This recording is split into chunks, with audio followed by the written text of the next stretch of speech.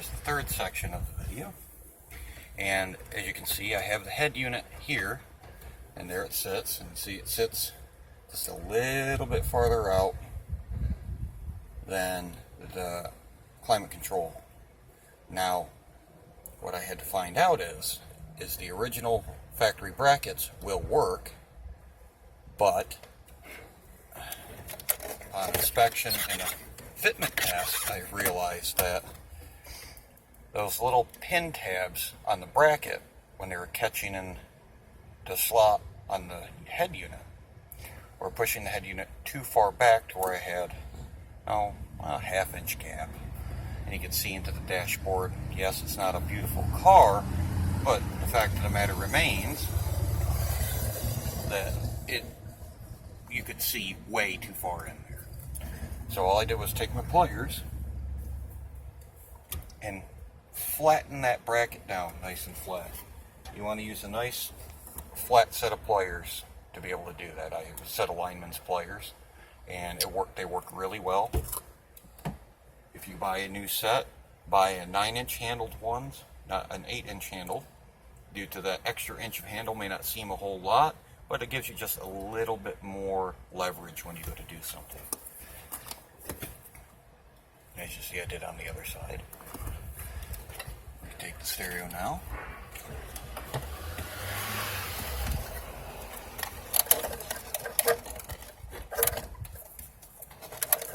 Put it in to the dashboard. She sits very nice. The trim ring was put on the stereo.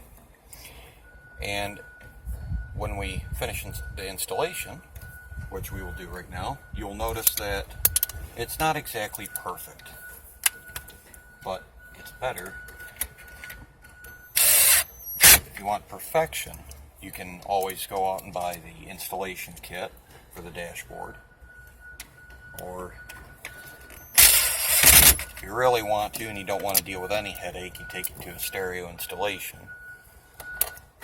company and have them fitted into your dashboard, or a friend that you know actually does stereos. I'd prefer that you take it to a friend that does stereos. I always support small and local businesses. If you do have a local stereo installation shop, I would suggest you take it to them.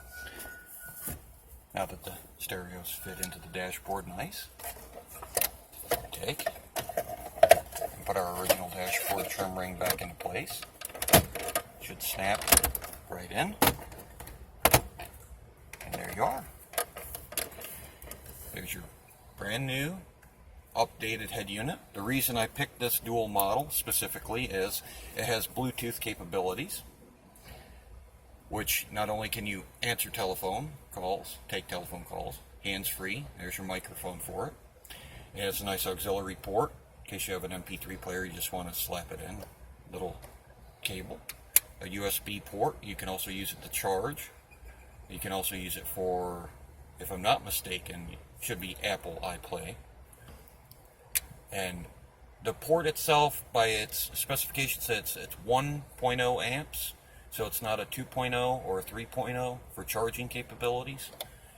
And the Bluetooth also works on this model itself for streaming, and it does have prerequisite Pandora controls actually in the unit itself. So all you have to do is turn your phone on, turn on your Pandora, turn on your favorite radio on Pandora, and it'll actually control off the head unit. The head unit also comes with a remote control, which is very small and light, but you could probably put it in an area where you want to use it. Set it down, hide it, take it with you, do what you need to do with it. So, what we're going to do next is we're going to start it, and I'm going to go through the specifications of the setup. The quick guide does not tell you how to set the colors, and I will actually go through that. Give me just a few moments to clean up the car, and we'll go from there.